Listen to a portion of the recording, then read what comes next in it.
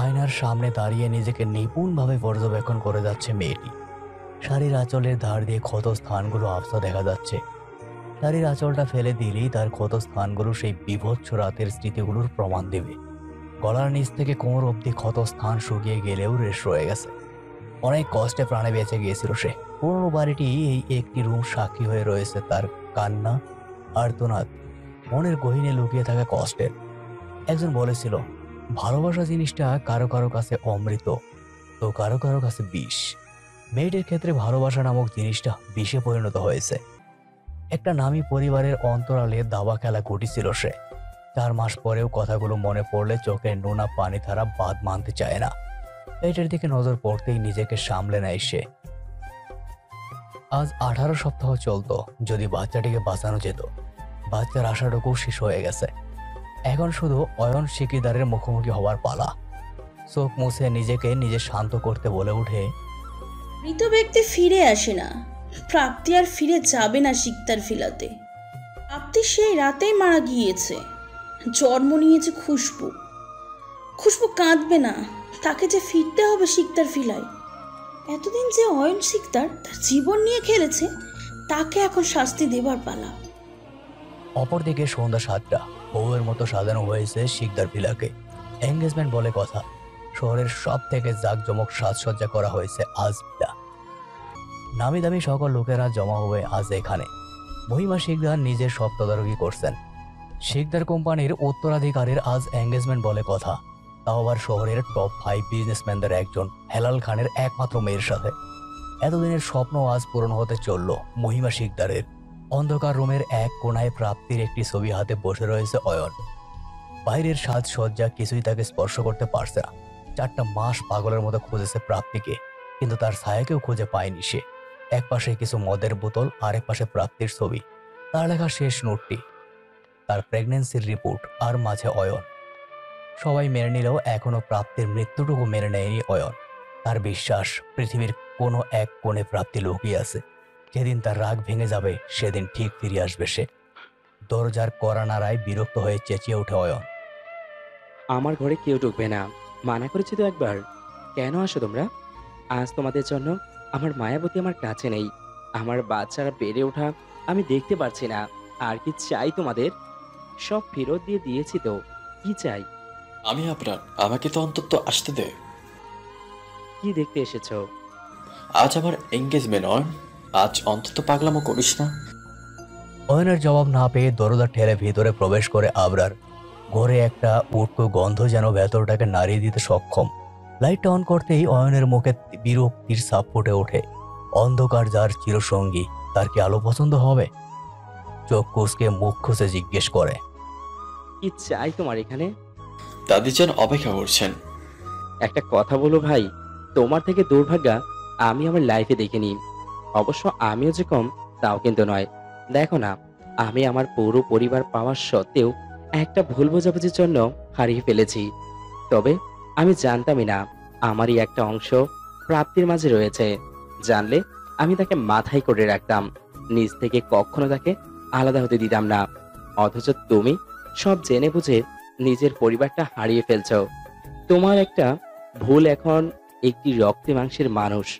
তুমি জানো তোমার একটা ছেলে আছে, অথচ তুমি কখনো তার মুখে বাবার একটি শুনবে না। আমি কি চাইনি রাইসার কাছে, আমি কি চাইনি আমার পরিবারটা ভালো থাকুক, কিন্তু হলোটা কি? হারিয়ে গেল রাইসা আমার ছেলেটাকে নিয়ে। সত্যি বলো তো, তুমি কি রাইসা আপুর জন্য তার কাছে গিয়েছিলে? হুম, তুমি মহিমা শিকদারের কথায় ছেলেটিকে ছিনিয়ে নিতে গিয়েছিলে।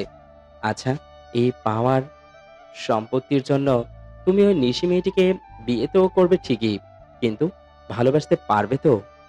তুমি নিজেও জানো রাইসা আপুর মতো ভালো তোমাকে কেউই বাসতে পারবে না। আমরা হয়তো ভালোবাসার যোগ্যই নয়, তাই তো ভালোবাসার উষ্ণতা পেয়েও আমরা দুজন হারিয়ে ফেলেছি। তুমি জেনে বুঝে হারিয়েছো, আর আমি না জেনে। যাও, আজ তোমার বিশেষ দিন বলে কথা, আমাকে এর মধ্যে টেনো না। আমি আমার প্রাপ্তিকে নিয়ে ভালো আছি। আবরারের মুখে কথা নেই। অয়ন তো ভুল কিছু বলেনি, সব পেয়েও হারিয়ে ফেলেছে সে। রাইসাকে এতটা কষ্ট দিয়ে ফেলেছে যে এখন তার ক্ষমা পাবে কিনা তাও জানে না। যখন আবরারকে অয়ন তার ছেলে এবং রাইসার কথা বলেছিল তখন নিজেকে স্বাভাবিক রাখতে পারেনি সে। নিজের ছেলেকে দেখার আকুলতায় ভুল করে ফেলেছে সে। মহিমা শিকদারকে ফোন করে সাথে সাথে জানায় এই খুশির খবর, কিন্তু মহিমা শিকদার এতটা স্বার্থপর হবে এটা কল্পনাতেও আনেনি আবরার। অয়নের সবকিছু ছেড়ে দেওয়ার পর মহিমা শিকদার আবরারকে পুনরায় শিকদার কোম্পানির দায়িত্ব সঁপে দেন, যার জন্য আবরারকে সোজা সাপটা জানিয়ে দেন। তুমি যদি চাও বাচ্চাটিকে আমাদের পরিবারে নিয়ে আসতে পারো, কিন্তু রাইসা নামক মেয়েটিকে যদি বিয়ে করতে চাও তবে তোমাকে শিকদার পরিবার ছাড়তে হবে। আমি চাই না ওই মেয়ে আমার পরিবারের বউ হয়ে আসুক। অয়নকে নিয়ে আমার কোনো কালে মাথা ব্যথা ছিল না, কিন্তু এখানে তোমার ব্যাপার। আমার আপন নাতির বউ একজন চরিত্রহীন মেয়ে যে কিনা বিয়ের আগে মা হয়ে যায়, এমন মেয়ে হবে এটা আমি মানব না। এখন তুমি ভেবে নাও কি করবে। আমিও তো একই ভুল করেছি দাদিজান। ছেলেরা টুকটাক ভুল করেই থাকে, এটা এত বড় ব্যাপার না। আর আমার মতে ছেলেটাকে তোমার কাছে আনাই ভালো, তাহলে তোমার ডিভোর্সের নাটকটা আরও শক্তপোক্ত হবে। রাইসা মেয়েটাকে কিছু টাকা দিয়ে দাও, তাহলেই তো হবে।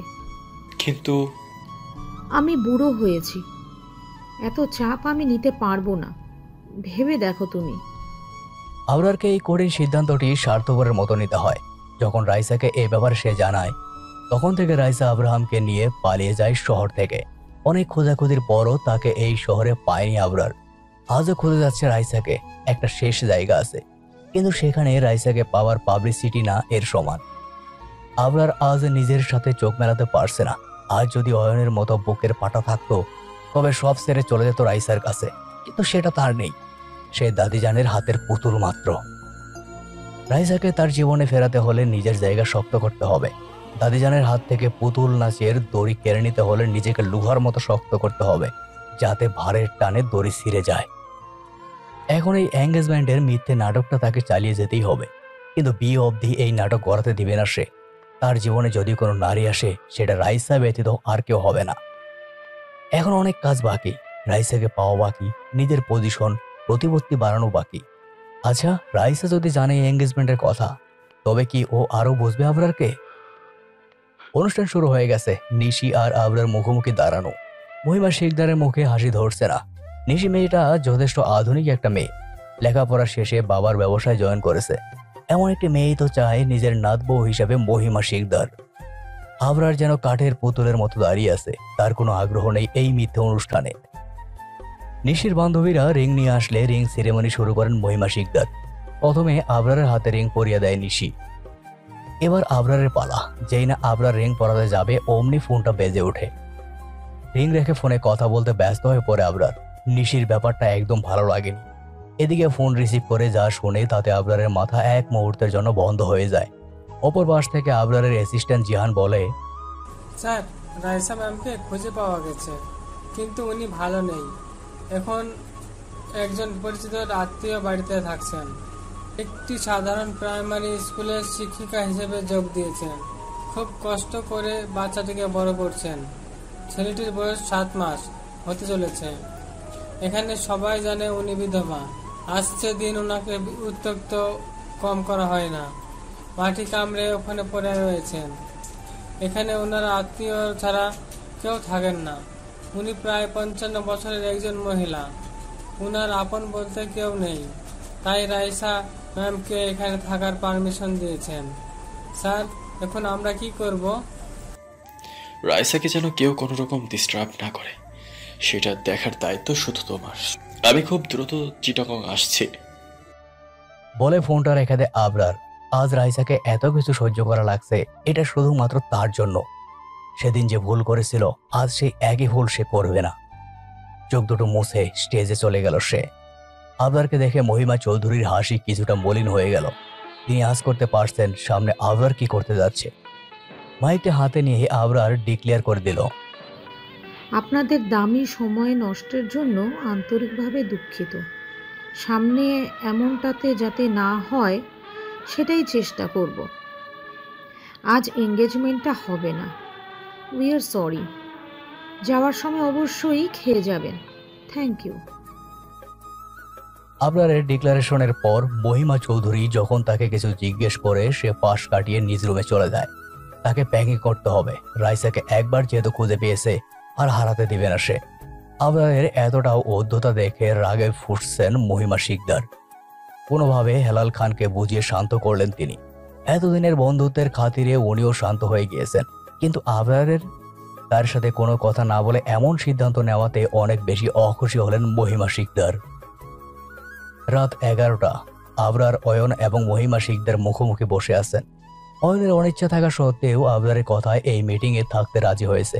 নীরবতা ভেঙে মহিমা বেগম বলে ওঠেন, হুট করে কি এমন হলো যে আমার মান সম্মানে তোয়াক্কা না করি তুমি এই প্রোগ্রামটা নষ্ট করে দিলে? তুমি জানো আমি কতটা অপমানিত হয়েছি। হেলাল আমাকে সম্মান করে তাই কিছু বলিনি। এখন কি আমি জানতে পারি কি এমন হয়েছে? আমি আগামীকাল চিটাগাং আসছি। সেখানে খুব বড় একটা ইস্যু হয়ে গিয়েছে। আমাদের প্রজেক্ট অর্ধেক কাজেই থেমে গিয়েছে। তাহলে সেটা অয়ন হ্যান্ডেল করবে। তাতে কি খুব কিছু যায় আসবে? যায় আসবে। মানুষের জানা উচিত শিকদার কোম্পানির মালিক আমি, অয়ন নয়। এই 1 বছরের বেশি আমি এখানে ছিলাম না। এই 1 বছরে অয়নকে সবাই কোম্পানির হেড মেনে নিয়েছে। আমি মনে হয় কিছুই পারি না। আমি চাই এই ইস্যুটাকে আমি হ্যান্ডেল করি। এতে যদি আপনার কোনো আপত্তি থাকে তাহলে আমি কিছু বলবো না। মহিমা শিকদার আবরারের কথা শুনে মনে মনে খুশি হন। তার মুখে প্রশান্তির হাসি ফুটে ওঠে। অপরদিকে অয়নের মুখেও বাঁকা হাসি ফুটে ওঠে। অয়ন খুব ভালোভাবে বুঝতে পারে প্রজেক্টের জন্য এইভাবে ছুটে যাওয়ার মানুষ আবরার নয়। অয়ন আবার বলে ওঠে, এতদিন যেহেতু এখানে অয়ন সামলিয়ে এসেছে, এত বড় যেহেতু কোনো ইস্যু নেই, তাহলে 1 মাসও অয়ন সামলাতে নিতে পারবে। আপনি 2 মাস সময় ওদের কাছ থেকে নিয়ে নিন। আমার উপর বিশ্বাস রাখুন। আপনার বিশ্বাস আমি ভাঙবো না। এই না হলে আমার নাতি, আমি ওনাদের সাথে কথা বলে নেব। আর অয়নকে বলে রাখি, ভেবো না এখানের দায়িত্ব তোমাকে দেওয়া হচ্ছে বলে তুমি সব সিদ্ধান্ত নিতে পারবে। এই 1 মাস তুমি আবরারের সাবস্টিটিউট হিসাবেই থাকবে। মহিমা শিকদারের কথা শুনে মুচকি হেসে অয়ন বলে, আমি তো সবসময় ভাইয়ের সাবস্টিটিউটই ছিলাম, এত ভাববেন না। আমার যদি আর কোনো কাজ না থাকে আমি কি রুমে যাব? যাও। অপরদিকে দরজায় কড়া নাড়লে প্রাপ্তির ঘুম ভেঙে যায়। ঢোলু ঢোলু চোখে দরজা খুলতেই দেখে বাইরের নিশান দাঁড়ানো। নিশান সেই ব্যক্তি যার গাড়িতে সেই রাতে প্রাপ্তির অ্যাক্সিডেন্ট হয়েছিল। একজন শুভাকাঙ্ক্ষী বন্ধুর মতো নিশান প্রাপ্তিকে আগলে রেখেছে এই 4 মাস। প্রাপ্তির অতীত সম্পর্কে সে কিছুই জানে না।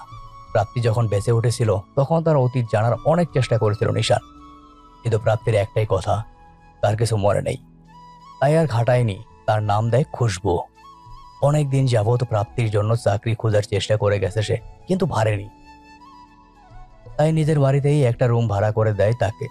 নিশানের বাবা মা খুশবুকে নিজের মেয়ে হিসেবেই ভালোবেসে এসেছে। অসহায় মেয়েটি তাদের ছেলের গাড়ির নিচে পড়ে নিজের বাচ্চাও হারিয়েছে। বাচ্চার আশাটুকু ছিল না, ওপরওয়ালার হাতে ধরিয়ে বাঁচিয়ে দিয়েছে তাকে। নিশান এত রাতে আসার মতো লোক নয়। হুট করে এত রাতে তাকে দেখে খুবই অবাক হয় প্রাপ্তি। জিজ্ঞেস করে বসে, আপনি এত রাতে? তোমাকে ডিস্টার্ব করার জন্য সরি। আসলে আমার এক বন্ধুর ফোন এসেছিল, তোমাকে চাকরির ব্যবস্থা সে করে দিতে পারবে, কিন্তু তোমাকে ঢাকা যেতে হবে।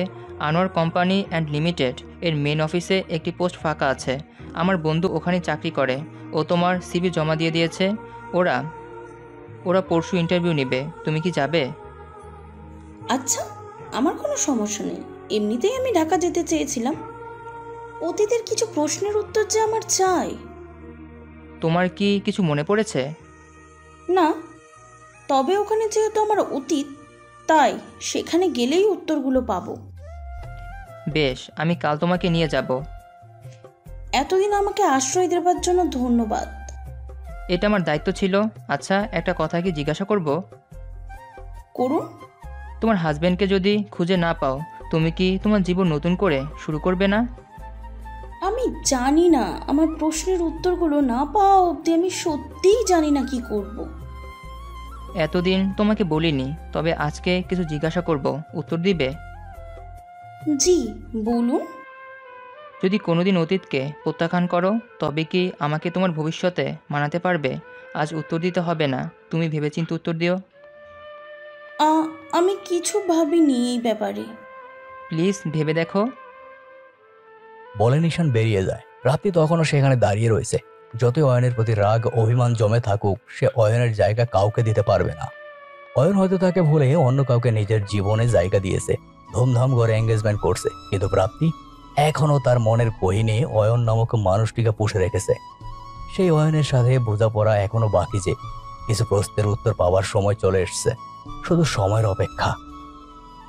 2 দিন পর সকাল 9টার মধ্যেই স্কুলে ঢুকতে হবে রাইসাকে। আব্রাহামকে রেখে যেতে মন চায় না, মাত্র বসা শিখেছে ছেলেটা, কিন্তু অভ্যন্তর না পেয়ে চাকরিটা করতেই হবে। রেশমা আন্টি এই বিপদে থাকার জন্য সাথ দিয়েছেন, এই কত। ছেলে আর নিজের ভরণ পোষণের খরচটা তো তারই চালাতে হবে। শরীরটা দিন দিন খারাপের দিকে যাচ্ছে। প্রেগনেন্সির সময় থেকে কিছু কমপ্লিকেশনগুলো রয়ে গিয়েছে। মাঝে মাঝে ভয় হয় ছেলেটাকে একা করে দিয়ে না ফেরার দুনিয়াতে চলে যাবে না তো সে। না না, এসব কি ভাবছে? এখনো কত দায়িত্ব বাকি, চিকিৎসা করাতে হবে, কিন্তু টাকাও লাগবে। এখন বিভিন্ন টেস্ট করতেই 10,000 পকেট থেকে খসে পড়ে। রেশমা বেগমের কাছে ছেলেকে বুঝিয়ে দিয়ে স্কুলের দিকে রওনা দিবে রাইসা। দরজাটা খুলে বের হতেই হাত পা জমে গেল তার। দরজার বাইরে সেই মানুষটি দাঁড়ানো, যার কাছ থেকে পালাতেই এই দূর শহরে ছেলেকে নিয়ে বহু কষ্টে জীবন কাটাচ্ছে সে। আবরার রাইসাকে প্রায় বছর খানিক পর দেখছে। গোলগা চেহারার ফর্সা মেয়েটি যেন হার্ডডিয়ার হয়ে গেছে। আজ তার চোখে সেই ঔজ্জ্বল্য নেই। চোখের নিচের কালি যেন তার নির্ঘুম রাতের বর্ণনা দিচ্ছে। এক পাশে বেরোনি করে কুলের শাড়ি পরিহিতা নারীটি এক সময়ে তার সকল হাসির কারণ ছিল, অথচ আজ এই নারীর সকল কষ্টের কারণ সে। তার জন্য এই নারীটিকেই সকল প্রকার বঞ্চনা মুখে সহ্য করতে হয়েছে। আবরার 2-1 কদম এগিয়ে রাইসার সামনে এসে দাঁড়ায়। রাইসা এখনো চুপটি করে দাঁড়িয়ে আছে। মনের মধ্যে কিছু জড়তার মনের মধ্যে উকি দিচ্ছে। তবে কি আব্রাহামকে কেড়ে নিতে এতদূর চলে এসছে সে? আবরার নীরবতা ভাঙতে বলে ওঠে, কেমন আছিস রাইসু? কথা বলবি না? ভয় নেই, ছেলেকে নিতে আসিনি, বরং মা ছেলে দুইজনকে নিয়ে যেতে এসেছি।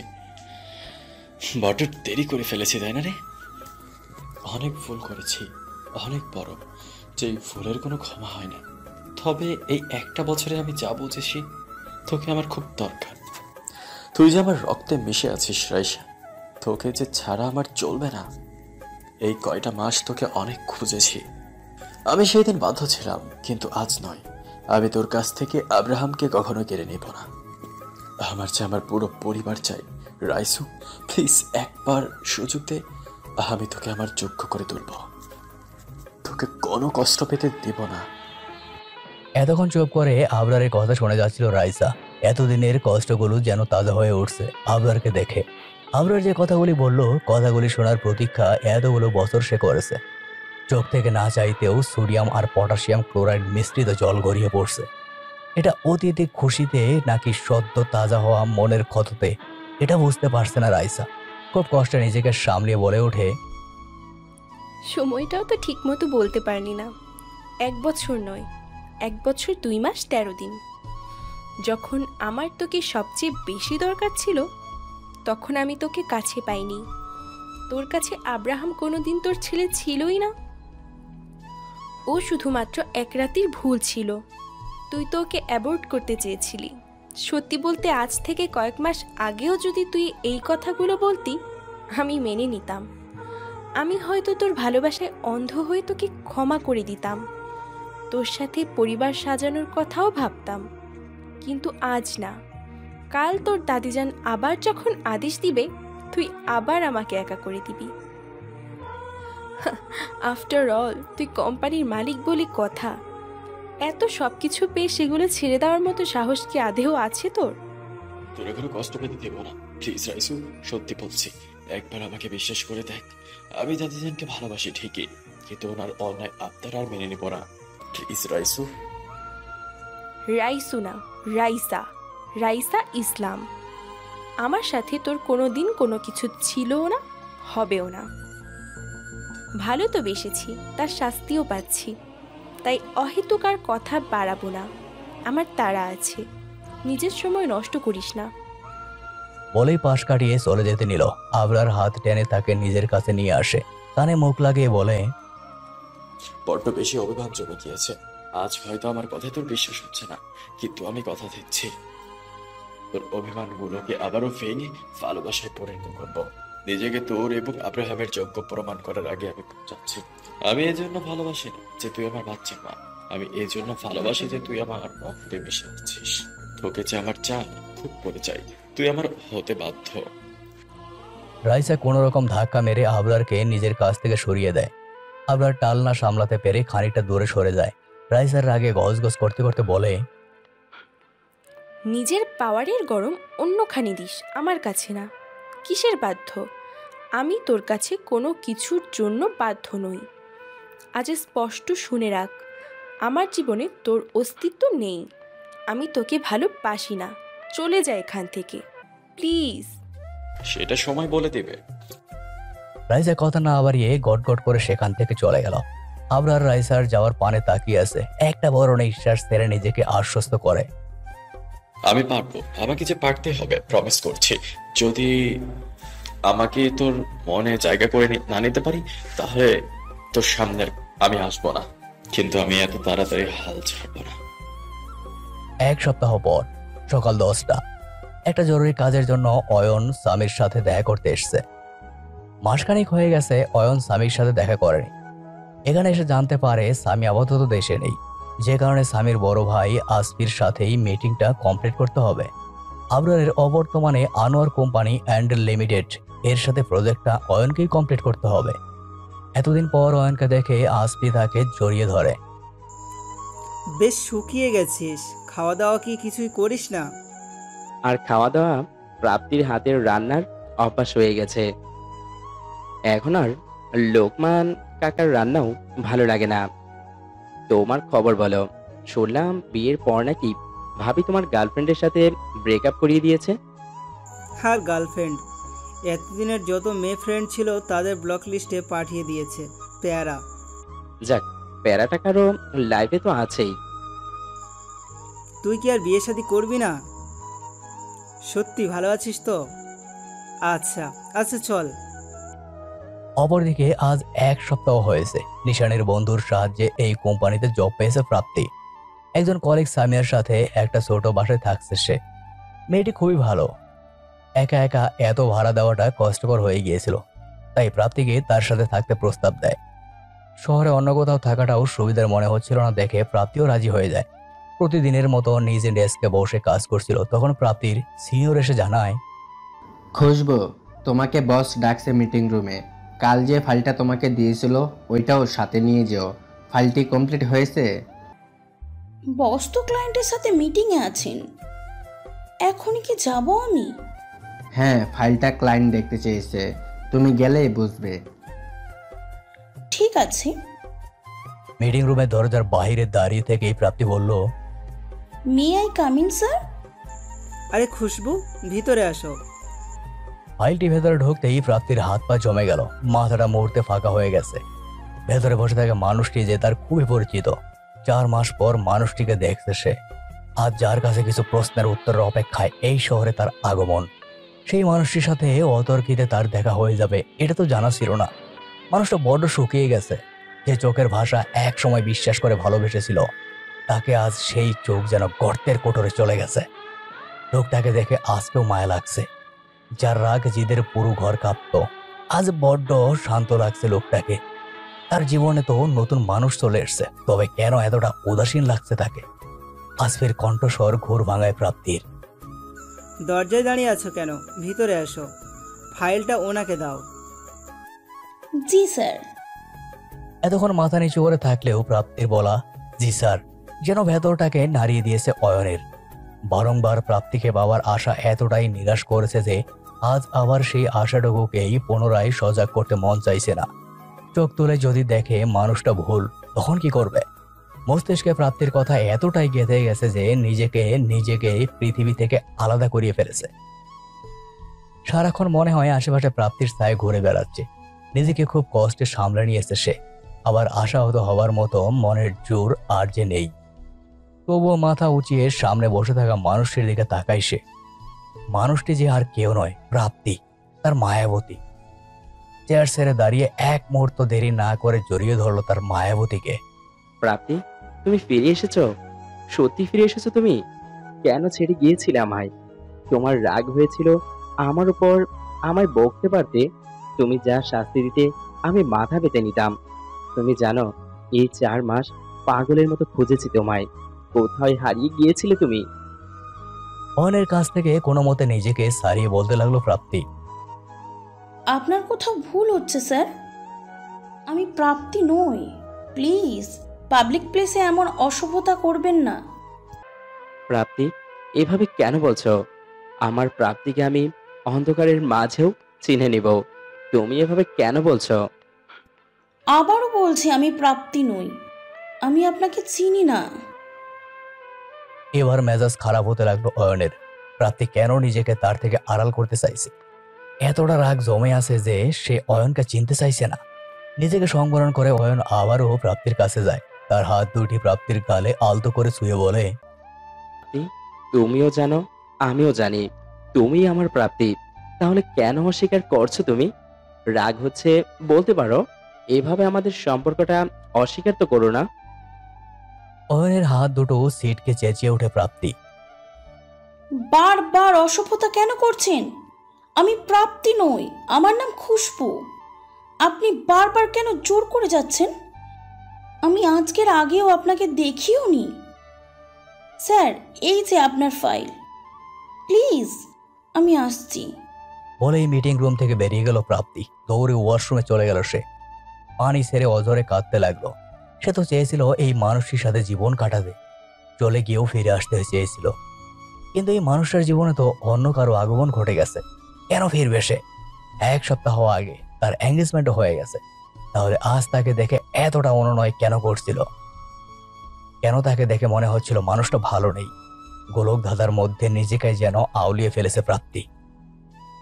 অপরদিকে নিজেকে কিছুতেই শান্ত করতে পারছে না অয়ন। তার মায়াবতী তাকে চিনতে চাইছে না। অয়নকে উত্তেজিত দেখে আসফি মিটিং রুম ফাঁকা করে ফেলে। অয়নের কাঁধে হাত রেখে তাকে বলে, তোর কোথাও ভুল হচ্ছে। মেয়েটি প্রাপ্তি নয়, ওর নাম খুশবু। এই 1 সপ্তাহ হয়েছে ও এখানে জয়েন করেছে। ও তো ঢাকাতেও থাকে না। তোর কোথাও ভুল হচ্ছে। 2জন মানুষ একই চেহারা কিভাবে সম্ভব ভাই? সেই প্রশ্ন যে আমাকেও ভাবাচ্ছে না তা নয়। এর শেষ আমি দেখে ছাড়বো। তুমি শুধু আমার একটি কাজ করে দিবে। আসফির সাথে কথা বলে সেখান থেকে বেরিয়ে পড়ে অয়ন। ডেস্ক এসে জানতে পারে শিকদার কোম্পানির প্রজেক্টর দায়িত্ব প্রাপ্তিকে দেওয়া হয়েছে। প্রাপ্তি খুব ভালো করে জানে এটা কার কারসাজি। তবে নিজেকে দুর্বল করবে না সে। অয়নকে এবার আর বিশ্বাস করবে না সে। প্রজেক্টের কাজ করতে করতে রাত 11টা বেজে যায় প্রাপ্তির। একে তো সামিয়া চলে গেছে, আবার রাত। এই রাতে একা একা বাসায় যাবে কিভাবে, এটা নিয়ে একটা চিন্তায় পড়ে গেল প্রাপ্তি। অফিস থেকে বের হতেই কেউ একজন পেছন থেকে প্রাপ্তির মুখ চেপে ধরে। প্রাপ্তি কিছু বোঝার আগেই কালো কাপড় দিয়ে চোখ মুখ বেঁধে তাকে একটি গাড়িতে উঠানো হয়। প্রাপ্তি সর্বোচ্চ চেষ্টা করে গোঙ্গাতে লাগলো। বেশ কিছু সময় পর গাড়িটি কোথাও থামলো। প্রাপ্তিকে টানতে টানতে কোথাও নিয়ে ধাক্কা মারে অজানা লোকটি। তাল সামলাতে না পেরে মেঝেতে পড়ে যায় প্রাপ্তি। অজানা লোকটি তখন প্রাপ্তিকে চেপে ধরে তার উপর নিজের ভর ছেড়ে দেয়। লোকটির গরম নিঃশ্বাসে যেন প্রাপ্তির ভেতরটাকে পুড়িয়ে দিচ্ছিল। নিজেকে ছাড়ানোর চেষ্টা করেও যখন ব্যর্থ, তখন প্রাপ্তি নিজেকে আর সংযত রাখতে পারেনি। মুখের গুঙ্গানি ক্রমশ বেড়েই চলেছে। অচেনা মানুষটি প্রাপ্তির গলায় চূড়ে একটা কামড় দিতেই ব্যথায় কুঁকড়ে ওঠে। তারপর প্রাপ্তিকে রেখে সেখান থেকে বেরিয়ে যায়। বেশ কিছুক্ষণ কোনো সারা শব্দ না পেলে প্রাপ্তি নিজের চোখ ও মুখের বাঁধন খুলে ফেলে। আশেপাশে শুনশান নীরবতা, কেউ নেই। আশেপাশে কাউকে দেখতে না পেয়ে খানিকটা স্বস্তির নিঃশ্বাস ফেলল প্রাপ্তি। উঠে দাঁড়াতেই যাবে, পাশে একটা চিরকুট পেয়ে খুবই অবাক হলো সে। চিরকুট খুলতেই নজর পড়ে। আবার দেখা হবে। প্রথমে ভেবেছিল এরকম কাজ অয়নই করতে পারে, কিন্তু হাতের লেখাটা অচেনা। যদি অয়ন না হয় তবে কে হতে পারে? আগেও অয়ন তাকে পাগল প্রমাণ করতে নানা রকম জঘন্য প্ল্যান করেছে। হ্যালো, কে বলছেন? অয়ন বাথরুমে আছে, আমাকে বলতে পারেন। হ্যালো অয়ন, বের হও, কেউ তোমাকে ফোন করছে। কে ফোন করেছে? জানি না, চুপ করে আছে। রেখে দাও, গুরুত্বপূর্ণ সময়ে শুধু ফাউল রং নাম্বারে ফোন আসে। রেখে দাও আর তুমি এখানে আসো। ফোনের অপারের অয়ন আর মেয়েটির কথোপকথন শুনে অয়নের প্রতি ভালোবাসাটা খুব শূন্য হয়ে যায়। সে তো ভালোই আছে, শুধু শুধু তার জীবনে অনাকাঙ্ক্ষিত ব্যক্তি হয়ে ফিরে যাবার তো দরকার নেই। হয়তো তার প্রয়োজন অয়নের জীবনে ফুরিয়ে গেছে, থাক না সে নিজের মানুষকে নিয়ে। প্রাপ্তি না হয় মরে গেছে সারা জীবনের জন্য। সেদিনের পর থেকে প্রাপ্তি নিজ অন্তঃসত্ত্বাকেও প্রকাশ করতে দেয়নি। নিশান ও তার পরিবার বহুবার তাকে তার অতীত সম্পর্কে জানতে চেয়েছে, কিন্তু প্রাপ্তি লুকিয়ে গেছে। তবে মনের মাঝে হাজারো প্রশ্ন উকিঝুঁকি দেয়। কেন নয়ন প্রাপ্তির সাথে এমন করেছে? যদি একটা বাচ্চাই প্রয়োজন ছিল, তবে প্রাপ্তি কেন? আরো কত মেয়ে রয়েছে যারা টাকার বিনিময়ে সব করতে রাজি। কেন অয়ন প্রাপ্তির জীবনটাকে সারখার করতে চলে এলো? অতীতের কথা মনে পড়তেই চোখ ভিজে এসছে। কাল সকালে ওই মানুষটাকে আবার দেখতে হবে। মাথা ব্যথাটা তীব্রতর হচ্ছে। কখন যে ঘুমের দেশে পাড়ি দিয়েছে প্রাপ্তির নিজেরও হুঁশ নেই। অপরদিকে রাত ৩টা। আব্রাহাম কান্নায় ঘুম ভেঙে গেছে রাইসার। বাচ্চাটা খুব জোরে জোরে কাঁদছে। সচরাচর এভাবে আব্রাহাম কখনো কাঁদে না। মাথায় হাত রাখতেই চমকে ওঠে রাইসা। গা জ্বরে পড়ে যাচ্ছে বেচারার। এত রাতে কোথায় যাবে, কি করবে, কিছু মাথায় কাজ করছে না তার। দৌড়ে রেশমা বেগমকে ঘুম থেকে জাগায়। রাত ৩টায় ছেলেটাকে কোথায় নিয়ে যাবে বুঝতে পারছে না সে। রাইসার উত্তেজনা শান্ত করতে রেশমা বেগম বলেন, আচ্ছা রাইসা, শান্ত হও, কিচ্ছু হবে না। আমি ড্রাইভ করে দিয়ে যাচ্ছি, দরকার হলে রাতে কোনো না কোনো হসপিটাল খোলা তো থাকবেই। সরি আন্টি, আপনাকে এত রাতে এভাবে হয়রানি করার জন্য। আব্রাহাম আমার সব কিছু আন্টি। আমি ওকে ছাড়া সত্যি কিচ্ছু ভাবতে পারি না। ইটস ওকে, চলো আমি চাবি নিয়ে আসছি। চুপ। বাইরে বের হতেই একটি কালো গাড়ি দেখে অবাক রাইসা। গাড়িটা আবরারের, তার মানে বান্দা এখনো যায়নি। বিগত ৭ দিন লোকটা গাড়ি নিয়ে তার বাড়ির সামনেই বসে থাকে। সকাল সন্ধ্যা এইভাবে রাইসার সামনে ঘুর ঘুর করে উত্তক্ত করাই এই বান্দার মূল উদ্দেশ্য। যেন আঠার মতো লেগে আছে রাইসার সাথে সে। রাইসা আর রেশমা বেগমকে হন্ততন্ত করে বের হতে দেখে গাড়ি থেকে বেরিয়ে আসে আবরার। আজকালের রাতগুলো নির্ঘুম কাটে তার। রাইসাকে এক ঝলক না দেখলে ঘুমেরাও যেন তার কাছে আসতে চায় না। রাইসার উদ্বিগ্ন মুখখানা তাকে জানান দিচ্ছে কিছু একটা গুরুতর ঘটেছে। রাইসাকে প্রশ্ন করলে কোনো উত্তর পাবে না, এটা তার অজানা নয়। তাই সরাসরি রেশমা বেগমকে প্রশ্ন করে সে। রেশমা বেগম আব্রাহামের শারীরিক অবস্থার কথা সব খুলে বলে আবরারকে। আবরার এক মুহূর্তেও দেরি না করে বলে, আন্টি আপনি বাসায় থাকেন, আমি নিয়ে যাচ্ছি ওদের। আন্টি, ওকে বলে দিন আমার এবং আমার বাচ্চার কারোর দয়ার দরকার নেই। আন্টি এটা জেদের সময় নয়, ওকে তাড়াতাড়ি বলুন গাড়িতে উঠতে। It will be fast. Aunty আমি বললাম তো, আমাদের কারোর দয়ার দরকার নেই। এত আহ্লাদ এতদিন কোথায় ছিল? প্লিজ আন্টি, দেরি হয়ে যাচ্ছে। করবে তোমরা? বাচ্চাটার জ্বর ১০২ ডিগ্রি, আর তোমরা পড়ে আছো নিজেদের জেদ নিয়ে। এই রাতে আবরারের সাথে যাওয়াটাই সেফ হবে রাইসা। আমার এজ হয়েছে, আমি এতটা দ্রুত হয়তো নিতে পারবো না। প্লিজ জেদ করো না, নাও গো। অগত্যা বাধ্য হয়ে আবরারের সাথেই হাসপাতালের দিকে রওনা হয় রাইসা।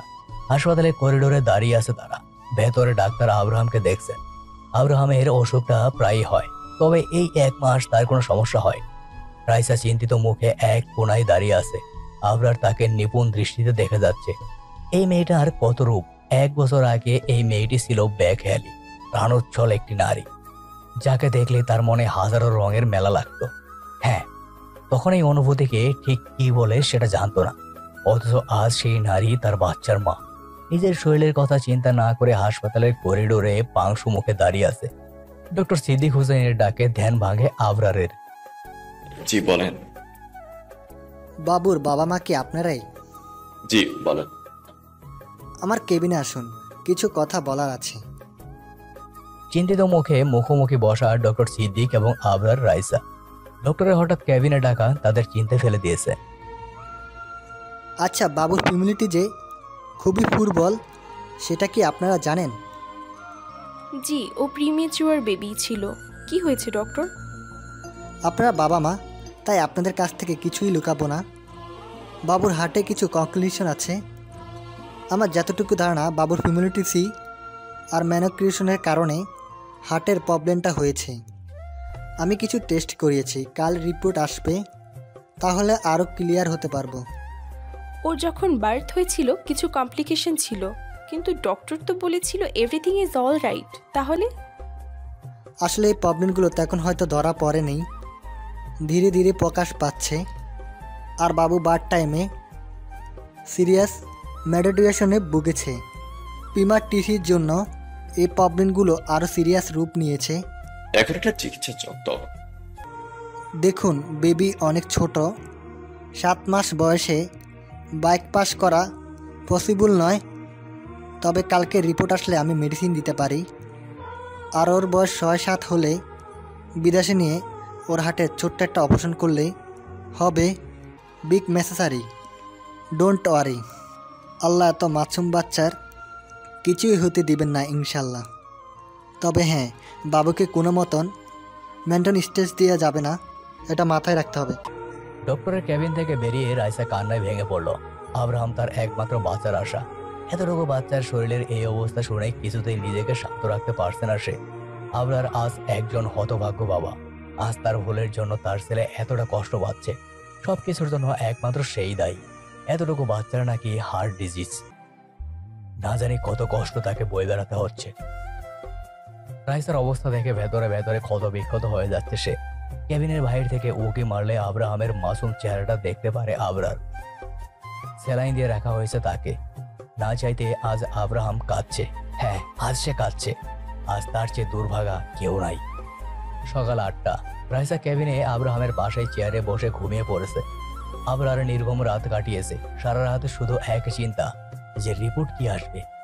আব্রাহামকে নিয়ে তার যে অনেক স্বপ্ন ছিল, আব্রাহামের বাবা হওয়ার যোগ্যতা হয়তো তার আসলেই নেই। কিন্তু এইভাবে রাইসা আর আব্রাহামকে একা রাখতে পারবে না সে। যেভাবেই হোক তাদের দুজনকে তার সাথে নিয়ে যাবে। দরকার হলে শিকদার ভিলা ছাড়তেও সে রাজি। সূর্যের এক ফালি রোদ মুখে পড়তেই ঘুম ভেঙে যায় রাইসার। চোখ খুলতেই দেখতে পায় আব্রাহামকে আদর করছে আবরার। এই দৃশ্যটি এতদিন শুধু কল্পনাই করেছে, তবে আজ তা বাস্তবতায় পরিণত হয়েছে। চুপটি করে ছেলেটা বাবার আদর খাচ্ছে। ভোরের দিকে ছেলেটার জ্বর কমেছে, এখন স্যালাইন খুলে দিয়েছে। আচ্ছা, আব্রাহামের তো অধিকার বাবার ভালোবাসা পাওয়া। নিজের রাগ জিদের জন্য কি আব্রাহামকে তার বাবার কাছ থেকে দূর করে দিচ্ছে? ডক্টর বলেছেন কোনো মেন্টাল প্রেশার ওকে দেওয়া যাবে না। আব্রাহামের ভবিষ্যতের কথা ভেবেও আবরারকে দ্বিতীয় সুযোগ দেওয়া উচিত রাইসার। রাইসাকে ভাবতে দেখে আবরার জিজ্ঞেস করে, কি ভাবছিস? আবরারকে নিয়ে ভাবিস না, কিচ্ছু হতে দিব না আমার বাচ্চা, আমি আছি তো। তোর সাথে কিছু কথা ছিল। বল, শুনছি। এতদিন আমরা দুজন অনেক স্বার্থপরতা দেখিয়েছি। এবার কি আমাদের বাচ্চার জন্য সবকিছু ভুলে নতুন করে সব শুরু করতে পারি? আব্রাহামের একটা কমপ্লিট ফ্যামিলি দরকার, যা আমি একা ওকে কখনোই দিতে পারবো না। আর তুই যদি ওকে শুধু আপন করে নিতে চাস, সেটাতেও রাজি। আমি শুধু ওর হ্যাপিনেস চাই। তুই জানিস কি বলছিস তুই? আমাদের সম্পর্কে আছেই তো এই একটা সুতো। ওর যদি কিছু হয়ে যায় আমাদের কিছুই থাকবে না। ওর জন্য না হয় আবার একটু চেষ্টা করি। আমি তোকে ভালোবাসি রাইসা। আমাদের জীবনে ওই শুধু নয়, আমি জানি আমি তোর জীবনের পারফেক্ট নয়, কিন্তু আমি নিজেকে শুধরে নেব। দেখিস, আমি তোদেরকে কখনো কষ্ট পেতে দিব না। প্লিজ, আমাদের বাপ ছেলেকে একা করে দিস না। আমার যেমন ওকে দরকার তেমন তোকেও দরকার। আমি যে দুজনকে চাই। আমি কিন্তু দাদি, এসবের পরোয়া করি না। কি হবে বল যদি ঠিক? আমি এসবের পরোয়া করি না। কি হবে বল যদি শিকদার টাইটেল আর না থাকে? টাকা পয়সা কি সব? তুই একবার বল, সব ছেড়ে দেব। আমি একটা পরিবার চাই, নিজস্ব পরিবার, যেখানে কোনো ঝলক চাদরে নেই। প্লিজ রাইসা। এবার যদি কিছু করেছিস তো দেখবি আমি কি করি। তুই বললে জীবনটুকু দিয়ে দিব, কিন্তু তোকে কষ্ট পেতে দিব না। I promise. রাইসার চোখ চিকচিক করছে, সব অভিমান রাগ অশ্রুরূপে পড়ছে। আব্রাহামকে শুইয়ে রাইসার কাছে হাঁটু গেড়ে বসে আবরার দুটো হাত দিয়ে তার গাল দুটি ধরে বলে, অনেক কাঁদিয়েছি আর কাঁদাবো না। এই মুক্ত করার দাম যে অনেক, এর কি ক্ষতি করা যায়? রাইসা না পেরে আবরারের বুকে মুখ লুকায়। এটা যে তার সবচেয়ে প্রশান্তির জায়গা। আজ সে তার ভালোবাসার মানুষটিকে পেয়েছে। আবরারও পরম যত্নে তার ভালোবাসাকে আগলিয়ে ধরেছে। অপরদিকে প্রাপ্তির মনটা খসখস করছে। কেন জানি মনে হচ্ছে কেউ তাকে ফলো করছে। কিন্তু পিছনে কেউ নেই। বারবার পিছনে ফিরলে কাউকে দেখতে পাচ্ছে না সে। তবে সেই অচেনা লোকটি তার পিছু নিয়েছে। অফিস যাওয়ার জন্য রিক্সা খুঁজে যাচ্ছে, কিন্তু কোনো রিক্সা না পাওয়ায় হেঁটে মরে যেতে হচ্ছে তাকে। রাস্তায় হাঁটার সময় বারবার মনে হচ্ছে কেউ তার পিছু নিয়েছে। এবার মনে হচ্ছে মানুষটি তার খুব কাছে চলে এসছে। দেরি না করে পিছনে ফিরলেই দেখতে পায় নিশান আপনি এখানে? কেন বলো তো, আমি আসতে পারি না? পেছনে দাঁড়িয়ে আছে। হুট করে নিশানকে দেখে প্রথমে প্রাপ্তি ও চমকে ওঠে। প্রাপ্তিকে ঘাবড়ে যেতে দেখে নিশান জিজ্ঞেস করে, খুশবু, তুমি ঠিক আছো তো? জি, আমার কি হবে? তোমাকে খুব টেন্স লাগছে, তাই আর কি। আপনি কখন এসেছেন? আমার অ্যাড্রেস কিভাবে পেলেন? সকালে এলাম, আর অ্যাড্রেস আমার বন্ধুই দিল। বললো তুমি নাকি এখানে থাকছো। আসলে তুমি তো বেশ কিছুদিন হয়েছে এখানে, তাই দেখতে এলাম। অফিস যাচ্ছ বুঝি? জি। আন্টি আঙ্কেল কেমন আছেন? ভালো। তোমার গলায় কি হয়েছে? কিছু না, অ্যালার্জি আর কি। চলুন হাঁটতে হাঁটতে কথা বলি। নিশান আর বেশি ঘাটায় না। প্রাপ্তিও খুব অপ্রস্তুত হয়ে পড়ে নিশানের প্রশ্ন। একবার বলতে চেয়েও থেমে যায়। শুধু শুধু নিশানকে টেনশন দেওয়ার মানে নয়। তারা দুজন হেঁটে রওনা দিল মেইন রোডের দিকে। আড়াল থেকে কেউ একজন খুব নিপুণভাবে তাদের লক্ষ্য করছিল। প্রাপ্তির চলে যাওয়ার দিকে তার শান্ত নজর। প্রাপ্তির নিশানের সাথে চলে যাওয়ার পর সেও গাড়িতে বসে রওনা দেয় গন্তব্যে। সকাল 11:30। প্রাপ্তি ডেস্কে বসে নতুন প্রজেক্টে কাজ করে যাচ্ছে। আজকে সাইট ভিউইং এর জন্য নারায়ণগঞ্জ যেতে হবে অয়নের সাথে। প্রাপ্তি প্রথমে আপত্তি জানালেও আসফির উপর কথা বলতে পারল না। মনে মনে অনেক বেশি বিরক্ত সে, কিন্তু কিছু করার নেই। একটু পর পিয়ন এসে জানায়, ম্যাডাম, বস আপনাকে ওনার রুমে যাইতে বলছে। আচ্ছা। আসফির রুমের বাইরে দরজা নক করতেই আসফি ভেতরে আসতে বলে। সেখানে অয়ন উপস্থিত ছিল। অয়নকে তোয়াক্কা না করে আসফির উদ্দেশ্যে বলে, স্যার আমাকে ডাকছিলেন। ও খুশবু, আসো। যার জন্য ডেকেছিলাম, তোমাদের এখনই বের হতে হবে। অয়ন চাচ্ছিল সকাল সকাল সাইড ভিউ করে আসবে, আর তোমাকে একাই যেতে হবে। কিন্তু স্যার সেটা তো সেকেন্ড হাফে ছিল, আর আমি একা। থ্যাংক ইউ আমার উপর ট্রাস্ট করার জন্য, but no, but I know you can do it, so get ready. Prapti আর কথা বাড়াতে পারে না। অয়নের দিকে তাকালে দেখতে পায় সে মিটিমিটি হেসে যাচ্ছে। প্রাপ্তির আগে লোক দিয়ে রুম থেকে বেরিয়ে যায়। প্রাপ্তি যাওয়ার পর অয়ন আসফিকে বলে, থ্যাংক ইউ সো মাচ। তোমার কাছে আমি ঋণী থাকবো। ভাই, তোরা স্বামীর উপর আমার 5 আনার ভরসা নেই। যাই করিস পুলিশ কেস করাস না। ডোন্ট ওয়ারি, আজকে ওর আমাকে বলতেই হবে কেন আমাকে চিনতে চাইছে না। এত কিসের রাগ? যা ভালো মনে করিস, কিন্তু একটা জিনিস মাথায় রাখিস, ওর মেন্টাল কন্ডিশন কিন্তু ভালো না।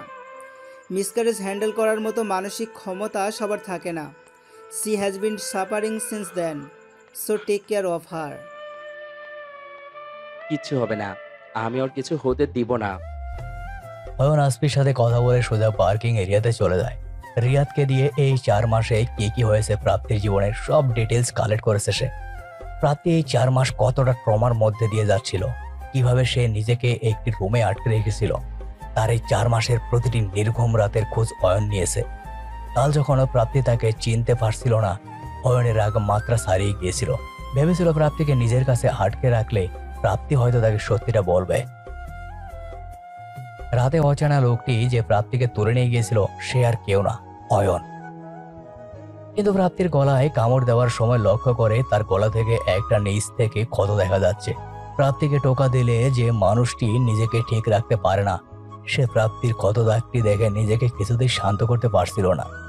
তাই সেই জায়গা ছেড়ে চলে যায়। রিয়াদকে 7 ঘন্টা সময় দেয় যাতে খুশবুর পুরো ডিটেলস সে বের করে, এবং রিয়াদ সেই কাজটি করে। অয়নকে রিয়াদ জানায় প্রাপ্তি অ্যাক্সিডেন্ট এবং মিসক্যারেজের পর মানসিক ট্রমার জন্য ট্রান্সাইন্ড অ্যামনেশিয়া হয়েছে। তবে অয়নের ধারণা প্রাপ্তি কিছু বলেনি। কোনো একটা কারণে ইচ্ছে করে প্রাপ্তি নিজেকে গোপন করেছে। নিজের অস্বস্তি মানতে সে নারাজ। গাড়ির ড্রাইভিং সিটে গা এলিয়ে দিল অয়ন। নিজের ভালোবাসা প্রমাণ করার উপায় তার জানা নেই। রিয়াদের কাছ থেকে সব জানতে পেরে প্রাপ্তির কাছে ছুটে যায় সে, কিন্তু অন্য একটি ছেলের সাথে প্রাপ্তিকে দেখে ভেতরে ভেতরে জ্বলতে থাকে অয়ন। প্রাপ্তিকে এবার হারিয়ে ফেললে বেঁচে থাকার আশাটুকু হারিয়ে ফেলবে সে। গাড়ির কাছে টোকা পড়ায় ভাবনার জগতে সেট পড়ে তার। বাইরে তাকাতেই দেখে প্রাপ্তি দাঁড়িয়ে আছে। মেয়েটিকে এখন আরো বেশি মাতাল করার সুন্দরী লাগে। আগে খুব কম শাড়ি পরতো, কিন্তু এখন সব সময় শাড়ি পরে। চুলগুলো ঢেউ খেলে মাতাল হাওয়ার সাথে পাল্লা দিয়ে মুখটা বড্ড শুকিয়ে গেছে। ঠোঁটের নিচের তিলটা আরো সুস্পষ্ট। তিলটা মাদকতা সৃষ্টি করে মনের গহীনে। মেয়েটির এমন এমন জায়গায় তিল আছে যা অয়নের শুধু নেশার যোগ বাড়িয়ে তোলে। মেয়েটা যেন জলজন্ত নেশার স্তূপ। নিজের দিকে অয়নের নেশাগ্রস্ত দৃষ্টি প্রাপ্তিকে বেশ অপ্রস্তুত করছে। সে এবার একটু দৃঢ় কণ্ঠে বলে ওঠে, যদি যাওয়ার ইচ্ছা না করে থাকে বলতে পারেন, আমারও হয়তো নিজের সময় নষ্ট করার ইচ্ছা নেই। দরজা খোলা আছে, উঠে আসুন। মুচকি হেসে অয়ন প্রাপ্তিকে বলে। প্রাপ্তি কথা না বাড়িয়ে গাড়িতে উঠে বসে। প্রাপ্তি বসে পড়লে অয়ন গাড়ি স্টার্ট দেয়। আপন গতিতে গাড়ি চলতে থাকে। দুটি মানুষ পাশাপাশি, কিন্তু নিশ্চুপ পরিবেশ। প্রাপ্তি আর চোখে অয়নকে দেখে যাচ্ছে। মানুষটাকে দেখলেই মনে মোচড় দেয় তার। আচ্ছা, মানুষটা ভালো আছে তো? লুকিয়ে লুকিয়ে আর দেখার কিছু নেই মিস খুশবু। দেখতে হলে সরাসরি দেখুন। চোখের মতো চোরের মতো দেখলে আমার লজ্জা লাগবে। অয়নের কথায় বেশি লজ্জায় পড়ে দেয় প্রাপ্তি। নজর বাইরে দিয়ে ধীর কণ্ঠে বলে ওঠে, আপনাকে দেখতে বয়ে গেছে আমার। একজন বিবাহিত পুরুষের দিকে তাকাবো, এতটা নিজ মানসিকতা আমার নয়। আমার সম্পর্কে সব জানেন দেখি। সারা শহর জানে, আমি জানবো না? আপনার বাগদত্তা জানেন আপনি আমার সাথে আছেন এখন? বাগদত্তা? তার সাথে তো আপনার শুধু এঙ্গেজমেন্ট হয়েছে। ওয়াক তো বলতে পারছি না। প্রাপ্তির কথা শুনে জোরে হেসে ওঠে অয়ন। অয়নকে হাসতে দেখে প্রাপ্তি খানিকটা অপ্রস্তুত হয়ে পড়ে। তাই জিজ্ঞেস করে, আপনি হাসছেন যে? তো কি করব, আমার একবারই বিয়ে হয়েছে। আমার কোনো বাগদত্তা নেই। আর সারা শহর জানে এঙ্গেজমেন্ট আমার না, ভাইয়ের ছিল। আপনি আমার প্রাপ্তির মতো দেখতে। আপনি আমার প্রাপ্তি নন। তাই আপনাকে শিকদার ফ্যামিলির ইন্টারনাল ইস্যু আপনাকে বলতে পারবো না। তবে একটু জেনে রাখুন, আমার কোনো বাগদত্তা নেই। আমার শুধু একটাই বউ, সেটা হলো প্রাপ্তি। খুব ভালোবাসেন বুঝি? খুব। ও যদি বলে আমি জীবন বাজি রাখতে পারবো। সত্যি? সন্দেহ আছে? আমাকে সন্দেহ করার? তবে হয়তো আপনার ভালোবাসার খুঁজ ছিল, তাই হয়তো শুনেছে উনি মারা গেছেন। প্রাপ্তির কথায় মুখ শক্ত হয়ে যায় অয়নের। গম্ভীর এবং রাগী কণ্ঠে বলে, আমার প্রাপ্তি মারা যায়নি, রেগে আছে শুধু। যেদিন আমি ওর রাগ ভাঙাতে পারবো, ও আবার আমার কাছে চলে আসবে। প্রাপ্তি আর কোনো কথা বলে না। অয়নের রাগ সম্পর্কে তার ধারণা রয়েছে, কিন্তু অয়ন কি সত্যি তাকে এতটাই ভালোবাসে? যদি ভালোবাসতো তবে কি তাকে এত ছলনার মাঝে রাখতো? একবার তাকে খোঁজার চেষ্টা করতো না?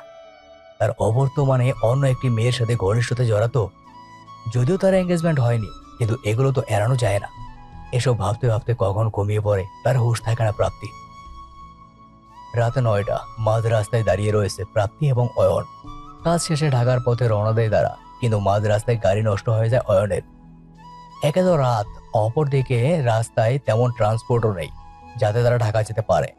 উপায়ন্তর না দেখে অয়ন প্রাপ্তিকে বলে, আমার ভিলা পাশেই আছে, বেশি না 20 মিনিটের রাস্তা। তোমার আপত্তি না থাকলে আমরা সেখানে থাকতে পারি। আপনার মাথা ঠিক আছে? আমি বাসায় যাব ব্যাস। কিভাবে যাবা? না, তুমি আমাকে বলো কিভাবে যাবা। ওয়ে থাকলে আমি নিজে তোমাকে নিয়ে যেতাম, কিন্তু উপায় কোথায়? আর কোনো ওয়ে নেই? না, এত রাতে আমি মেকানিক পাবো না। কাল সকাল অবধি এখানে থাকার থেকে ভিলায় আরামসে থাকাটা অনেক বেশি ভালো বলে আমার মনে হয়। আর বৃষ্টি আরম্ভ হবে এক্ষুনি। তুমি থাকতে চাইলে আমার সমস্যা নেই, তবে আমি এখানে রাত কাটাবো না।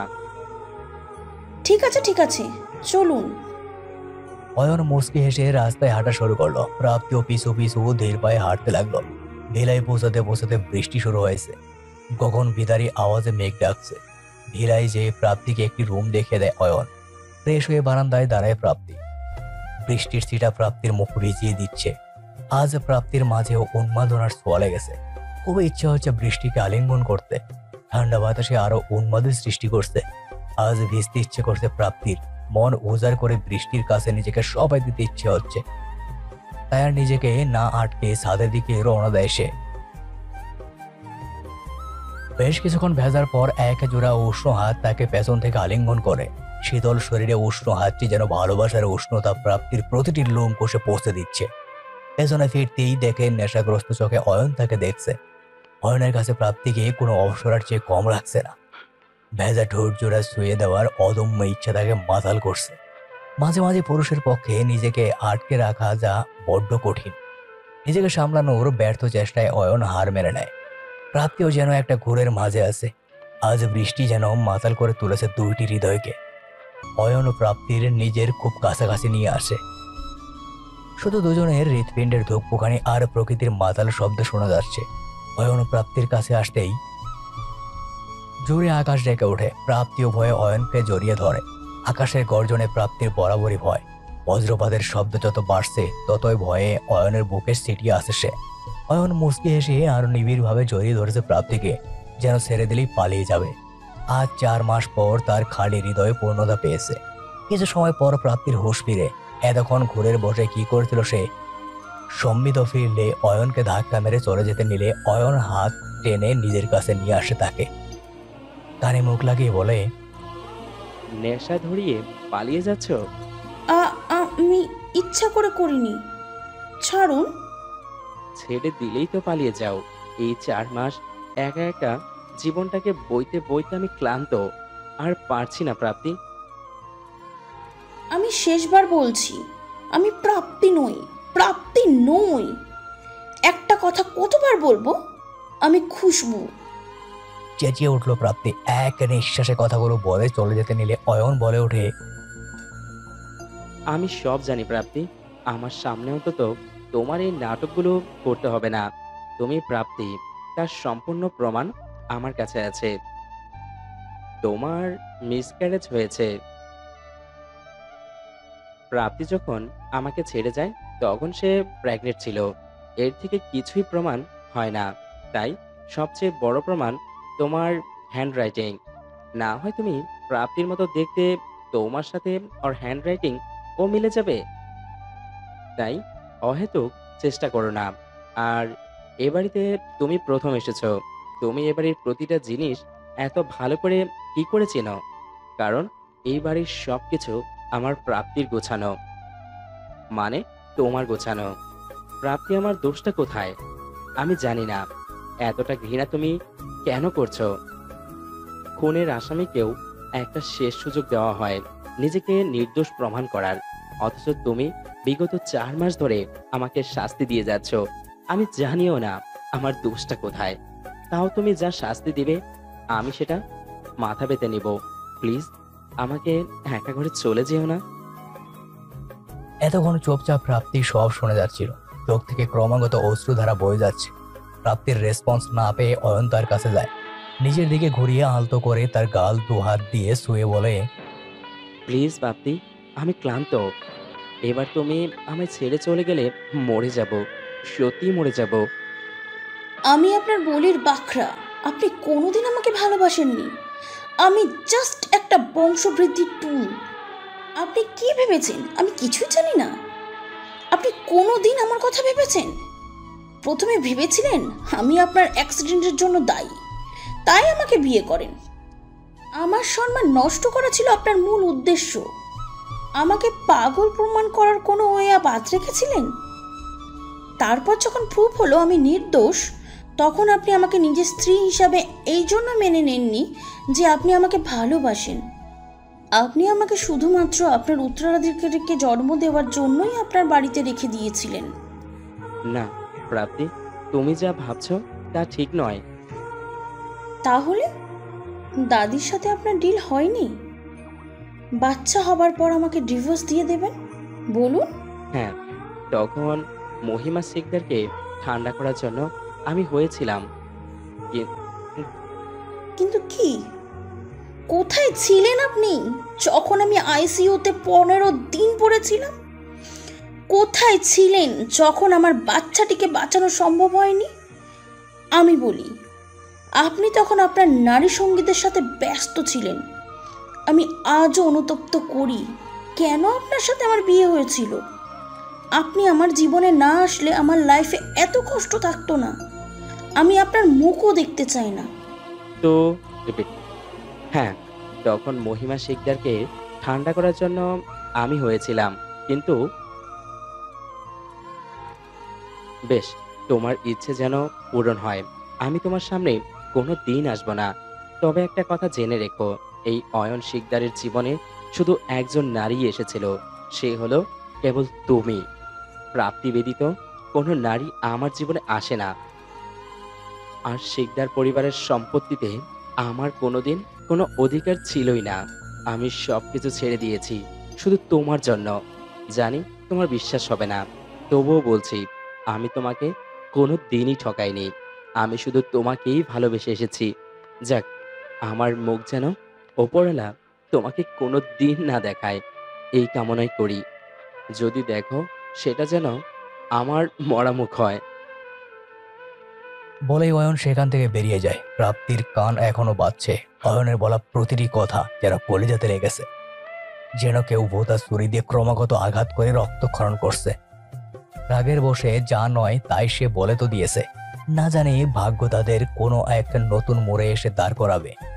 সকাল 6টা, রাতের মেঘ কেটে ভোরের মিষ্টি সকাল প্রকৃতিকে নতুন রূপে সাজিয়েছে। কিন্তু মেঘের ঘনঘটা প্রাপ্তির জীবনে এখনো সেই আছে। সারা রাতে চোখের দুপাতা এক করতে পারেনি। সত্যি কি সে অয়নকে ভুল বুঝছে? বারবার অতীতকে মনে করে নোনা জল গাল বেয়ে পড়ছিল। মনটা যে বড্ড বেহায়া, কিছুতেই স্থির হচ্ছে না। কাল রাতের পর থেকে অয়ন একবারও তার সামনে আসেনি। হয়তো তাদের সম্পর্কের ইতি এখানেই, এটাই তো চেয়েছিল প্রাপ্তি। তবে আজ কেন মনটা খালি খালি লাগছে? কেন বেহায়ের মতো অয়নকে আপন করে নিতে ইচ্ছে করছে? সকাল 9টা, স্থান চিটাগাং। আজ ঢাকার পথে রওনা দিবে আবরার। তাদের সম্মুখীন তার হতেই হবে। আব্রাহামের রিপোর্ট চলে এসছে, হার্টে ছোট ব্লক ধরা পড়েছে। ডক্টর সিদ্দিকে মেডিসিন দিয়েছেন। যখন 7 থেকে 8 বছর হবে, তখন যদি ব্লকটা থাকে, তবে বাইরে নিয়ে ছোট একটা অপারেশন করতে হবে। বাবা হিসেবে ছেলে কোনো অযত্ন সে হতে দিবে না। তাই আজই ঢাকা নিয়ে যাবে রাইসা আর আব্রাহামকে। রাইসা যদিও আপত্তি করেছিল, কিন্তু কোনো কথাতেই রাজি হয়নি আবরার। রাইসার সাথে তার মনের দূরত্ব এখনো তেমনই আছে, কতটা অনেক বেশি। তাই হয়তো দেরি হবে সেটা পূরণে। ঢাকা গিয়ে প্রথম কাজ নিশির সাথে বিয়েটা ভেঙে যাওয়া আর রাইসাকে তার যোগ্য স্থান দেওয়া। মেয়েটাকে আর কোনো অসম্মান সহ্য করতে দিবে না আবরার। রাইসার ডাকে হুঁশ ফিরে আবরারের। কি ভাবছিস? কিছু না, প্যাকিং শেষ। আবারও ভেবে দেখ আবরার।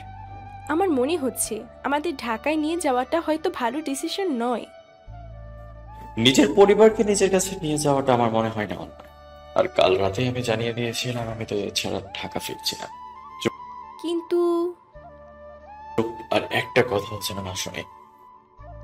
রাইসের কাছে এসে 2 হাত দিয়ে তার গালকে আলতো ছুঁয়ে কপালে উষ্ণ ছোঁয়া দেয় আবরার। তারপর বলে, ভালোবাসি তোকে, এই শেষবার বিশ্বাস করে দেয়। তোদের নিরাশ করবো না, আই প্রমিস। হয়তো তোদের বিলাসিতা দিতে পারবো না, কিন্তু তোদের কোনো কিছুতেই কমতি পেতে দিব না। শুধু তুই আমার পাশে থাকিস। ওহ, সবসময় থাকবো। আমি জানি তুই ঠিক একজন আদর্শ বাবা হয়ে উঠবি। আমি শুধু আদর্শ বাবা হতে চাই না, আদর্শ স্বামীও হতে চাই। জানি তোর ক্ষত হৃদয়টাতে আমার জায়গা করে নিতে আরো সময় লাগবে, কিন্তু আমি সুযোগ ছাড়ছি না। আমাকে এই শেষ সুযোগটা দিবি রাইসা। ভেবে বলছিস? এইবার কিন্তু আমি কোনো ছাড় দিব না। এই রাইসা কিন্তু অনেক গভীর, তলিয়ে যেতে পারিস। চলে, শুধু তোর মাঝে নিজেকে হারাতে রাজি আমি। রাইসা মুচকে হেসে আবরারকে জড়িয়ে ধরে। আবরারও পরম আদরে তাকে শক্ত করে জড়িয়ে ধরে। যতটা শক্ত করে ধরলে একে অপরের সাথে মিশে যেতে পারে। সকাল 11টা, প্রাপ্তি ফ্রেশ হয়ে নিচে নেমে আসে, কিন্তু অয়নকে কোথাও পায় না। তাদের লোকদের জিজ্ঞাসা করলে তারাও কিছু বলতে পারে না। কিছুক্ষণ পর অচেনা নাম্বার থেকে প্রাপ্তির ফোন আসে। ফোন ধরতেই গলাটা বেশ পরিচিত লাগে। Hello hello, Prapti madam. Riyad, ji ma'am, ওয়েন স্যার, ফোনটা অফ পাচ্ছি সকাল থেকে। আপনি কি জানেন উনি কোথায়? আমি কিছুতেই ওনার সাথে যোগাযোগ করতে পারছি না। ম্যাম, আপনি কি জানেন উনি কোথায় আছেন? না, আমি জানি না। উনি কি বাসায় যাননি? না ম্যাম, উনি বাসায় যাননি, আর ওনার সাথে যোগাযোগও করতে পারছি না। রিয়াদ, আপনি কি আমার সাথে দেখা করতে পারবেন? জি, কেন বলুন তো ম্যাম? কিছু কথা আছে আপনার সাথে। আপনি ফ্রি হলে আমাকে জানিয়েন।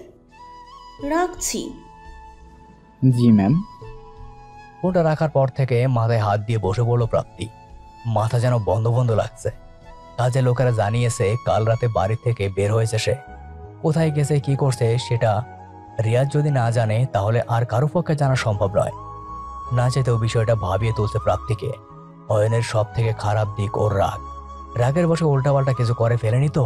উফ, আর ভাবতে পারছে না। ভিলার ড্রাইভার প্রাপ্তিকে গাড়ি করে অফিস পৌঁছে দেয়। বিকেল 5টা। ক্যাফেতে মুখোমুখি বসা রিয়াদ এবং প্রাপ্তি। এখন অবধি অয়নের কোনো খোঁজ পায়নি সে। না চাইতেও খারাপ চিন্তা ঘিরে রেখেছে প্রাপ্তিকে। রিয়াদ এবং সামি দুজন এমন মানুষ যারা অয়নের সকল গোপন তথ্য জানে। অয়নের লাভ লাইফ, বিজনেস লাইফ, সবকিছু। মনের সাথে যুদ্ধ করে আজ ক্লান্ত প্রাপ্তি। তাই রিয়াদের কাছে এই সকল প্রশ্নের উত্তর সে খুঁজে পাবে। ম্যাম, আপনি আমাকে এখানে কেন ডেকেছেন? অয়নের সাথে আমার বিয়ের সত্যতা জানেন? কোন অয়ন আমাকে বিয়ে করেছিল? আপনি ছাড়া কেউ আমার উত্তর দিতে পারবে না। স্যার, আপনাকে বিয়ে করেছিল তার পেছনে সেই মুহূর্তে একটা কারণ ছিল। তা হচ্ছে প্রতিশোধ। আপনার নামে ফেক অ্যাকাউন্টের কারণে উনি ভেবেছিলেন আবার স্যার অ্যাক্সিডেন্টে কোথাও না কোথাও আপনারও দোষ ছিল। আর আপনাকে একটা গোলক দাদার ভিতরে রাখার কারণ দুইটা ছিল। একটা দাদি চান, দ্বিতীয়টি ওই প্রতিশোধ। ধীরে ধীরে স্যার আপনার প্রতি দুর্বল হতে থাকেন। তারপর জানতে পারেন আপনার সাথে আপনার সাহেবের কোনো সম্পর্ক কোনোদিন ছিলই না। আপনার চাচাতো বোন আপনার নামে ফেক আইডি চালাতো। ধীরে ধীরে সেগুলি কেটে গেলে উনি সিদ্ধান্ত নেন এই সম্পর্কটাকে আবার জীবন্ত করার। উনি বড় ম্যাডামের সাথে অনেক ঝগড়া করেছেন। এরপর বড় ম্যাডাম এক শর্তে রাজি হন। সেটা হলো খুব দ্রুত আপনি যাতে কনসিভ করেন। স্যার এটা মেনেও নিয়েছিলেন। তারপর আপনি যে রাতে স্যারকে ছেড়ে চলে যান, সেদিন স্যার আপনাকে সব খুলে বলতে চেয়েছিল এবং আপনাকে বিয়ের জন্য প্রপোজ করতে চেয়েছিলেন। সেই রাতেই আমরা একটা লাশ পাই। আমরা তো ভেবেই নিয়েছিলাম সেটি আপনার লাশ, আপনি মারা গেছেন। কিন্তু স্যার সেটা বিশ্বাসই করেনি। স্যার যখন জানতে পারেন আপনি প্রেগনেন্ট ছিলেন, পাগল প্রায় হয়ে পড়েন। ঢাকা তন্ন করে খুঁজতেছেন তিনি। আমরা তাকে বোঝাবার চেষ্টা করে লাভ হয়নি। বড় ম্যাডাম বারবার স্যারকে বিয়ের জন্য জোর করতে লাগেন। স্যারের লাইফে যাতে আপনার পরিবর্তে কেউ না আসে, তাই স্যার শিকদার বংশের সম্পত্তির ভাগও ছেড়ে দিয়েছেন। এই 4 মাস স্যার কিভাবে জীবন কাটিয়েছেন তা কেবল আমরাই জানি। যদি তার জীবনে কোথাও কোনো নারীর প্রবেশ থাকে, সেটা শুধুমাত্র রাইসা ম্যামেরই ছিল। রাইসা ম্যাম এবং তার বাচ্চাটিকে দেখাশোনার দায়িত্ব শেষে নিয়েছিলেন বলেই রাইসা ম্যামের সাথে তার কথা বা দেখা হতো। আমার মনে হয় ম্যাম আপনার যা ছিল আমি তার উত্তর ঠিকমতো দিয়েছি, যেটা জানার দরকার ছিল আপনার। অয়ন এখন কোথায় আছে বলতে পারবে? কথাগুলো আটকে যাচ্ছে প্রাপ্তির। না চাইতেও চোখ বারবার ভিজে যাচ্ছে।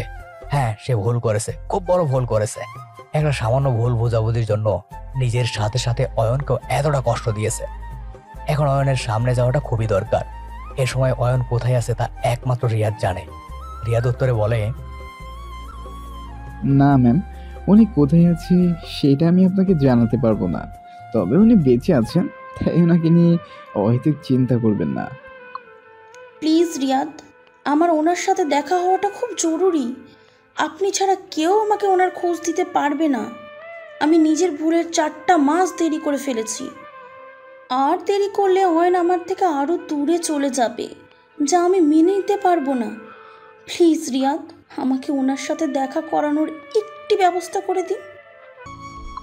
বেশ ম্যাম, তবে আসুন। অপরদিকে মুখোমুখি বসা মহিমা শিকদার এবং আবরার। রাগে গা রিরি করছে মহিমা বেগমের, কিন্তু নাতিদার সিদ্ধান্তে অনড়। রাইসাকে সে বিয়ে করবে। অনেক বোঝানো সত্ত্বেও সে রাজি নয়। আবরার, আমার আগেও যা সিদ্ধান্ত ছিল এখনো ঠিক তাই। তুমি যদি এই মেয়েকে বিয়ে করতে চাও তবে আমার ঘরে তোমার কোনো জায়গা হবে না। চলবে রাইসা, ওনাকে বুঝিয়ে লাভ কি আমাদের? এই বাড়িতে আমাদের জায়গা হবে না।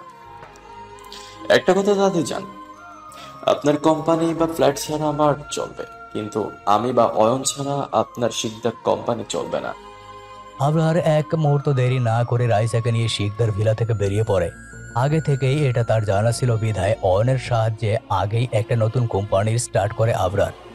এখন বেশ ভালো পজিশনে নিয়ে গেছে সেই কোম্পানিটিকে, তাই মহিমা বেগমের হুমকিতে তার কিছুই যায় আসে না। রাইসা এবং আবরামকে নিয়ে উত্তরার একটি 2 বেডরুম ফ্ল্যাটে ওঠে আবরার। এই ফ্ল্যাটটা বিজনেস ক্যারিয়ারের প্রথমে কিনেছিল আবরার।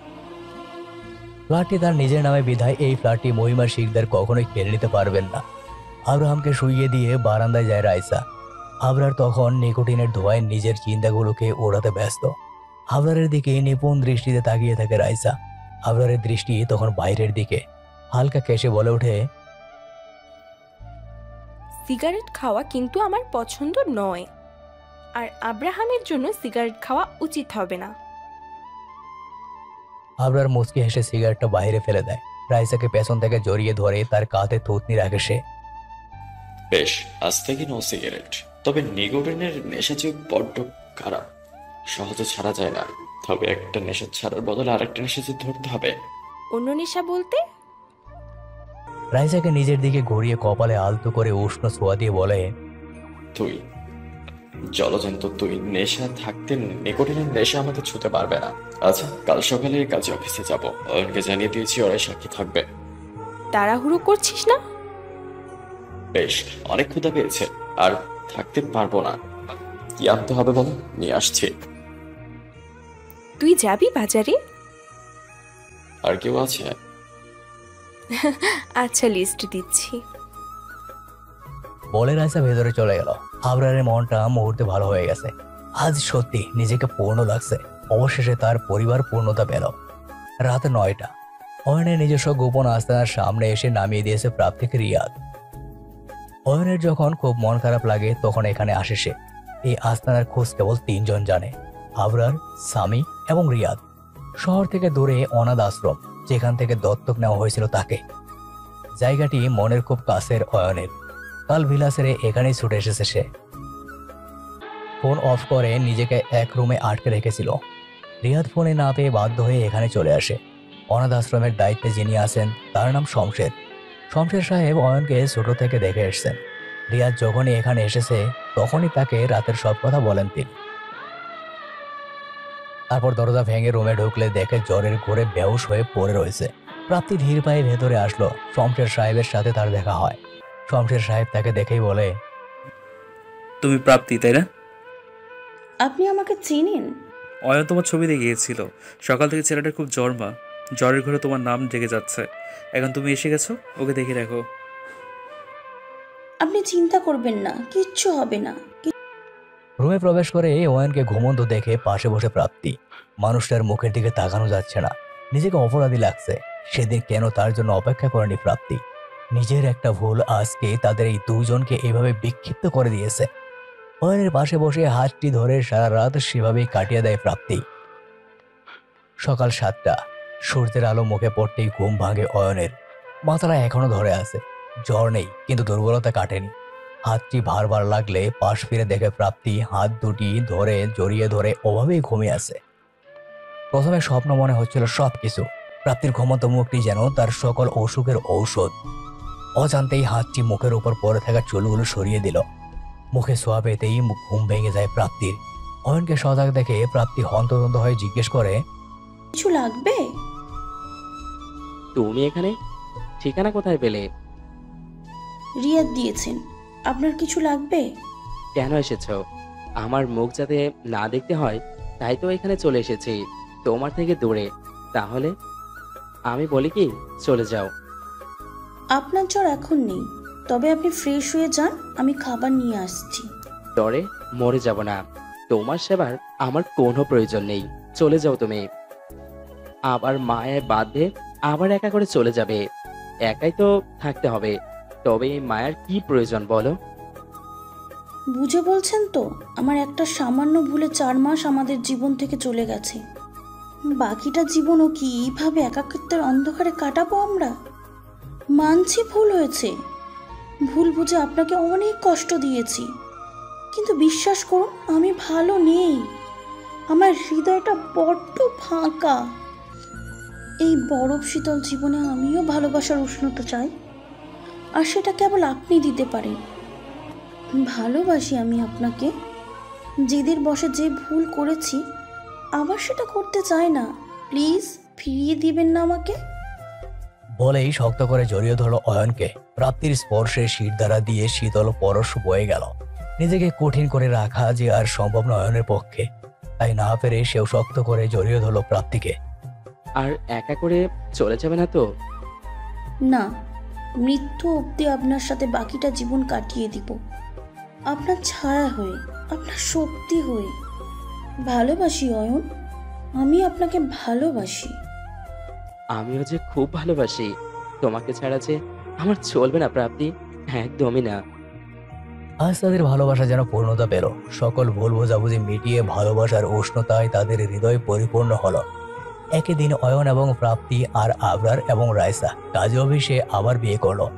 মহিমা বেগম শাস্তি স্বরূপ সারা জীবনের একাকিত্ব মেনে নিল। আব্রাহামকে নিয়ে অয়ন, প্রাপ্তি, আবরার এবং রাইসা আবার নিজেদের মতো করে নিজেদের একটি সুখের আস্তানা সাজালো, যেখানে বাহ্যিক ঝড় থাকলেও নিজেদের মাঝে কোনো দুঃখ ক্লেশের স্থান নেই।